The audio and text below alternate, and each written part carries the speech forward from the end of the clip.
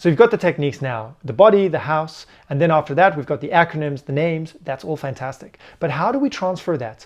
All of these techniques are meant to hit the short-term memory, that is helping you in the short-term interim period to put it into your brain so you don't need notes and you will have fantastic recall.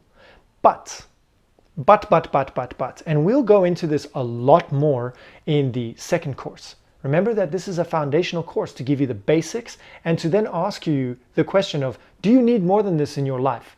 If you do, please let me know, because the second course is on its way if it hasn't arrived already. But for now, very simply put, the techniques that we're talking about, if you want to put them into your long-term memory, let's say you've met somebody and you're going to need their name regularly on a regular basis, then may I recommend that you use a spaced repetition system. If you don't know what this is, very simple. There was a guy called Ebbinghaus back in the day. All right. Ebbinghaus did a study to see how quickly he could forget things. And then after that, how little he needed reminding in order to successfully recall all of these things.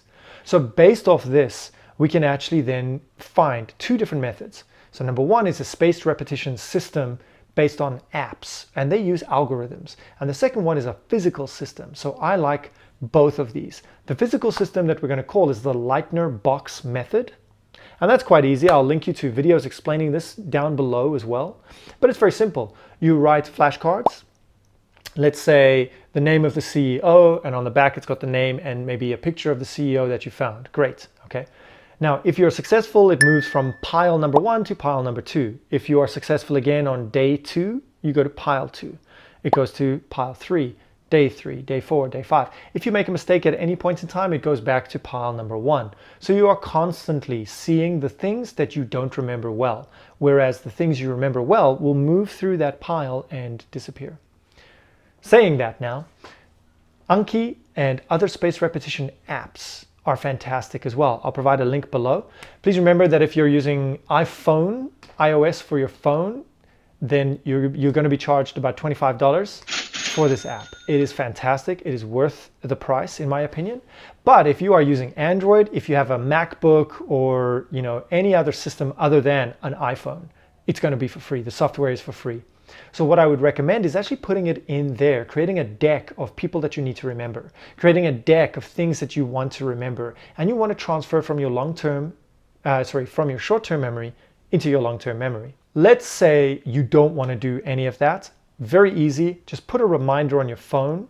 Every day, 8 a.m., the alarm will ring. And all it means is that when that alarm rings, you sit down for 5 minutes and you go through your memories and you test yourself. And you've got the corrections somewhere, the correct names, the correct list somewhere else. So you can constantly check yourself. But it's this idea of regular, short intervals of repetition that'll really help you the most. So this goes back to the science behind the forgetting curve. It's the idea that taking 1 hour to learn something, you can actually reduce that time if you spread it out. So doing 5 minutes per day, you will actually learn something in 30 minutes a lot better than if you just did one day for 60 minutes. The final piece of advice for you is very simple. Choose what you want to memorize. People think that they need their memory techniques for everything. You don't. You absolutely don't. Because a lot of the time your brain is meant to forget. And I'll say that again. Your brain was designed to forget things. Do you want to remember every single place that you've ever parked your car? Can you imagine how busy your brain would be if you still had strong emotions connected with every past event? That would be horrible. Think about all of the negatives that would override the positives. I mean, you'd remember the positives as well, but the research shows us for every negative feeling we have, it takes 5 positive feelings to overcome that negative feeling. Why? Because negative feelings served us so much in the past. They warned us, they kept us alive. So don't negate those things. So again, your brain was not meant to remember things. Your brain was meant to forget things. So using this technique, choose very carefully what you would like to remember. And eventually, using the spaced repetition systems, using these types of things, it is also a good idea to try and see how fast you can get it out of the brain. And so what will actually happen is your brain will start to learn things without needing the memory techniques. That's what will happen, is you will move away. Nothing is worse than saying, oh, can you name all of the planets in order? And you're like, Mercury, Venus.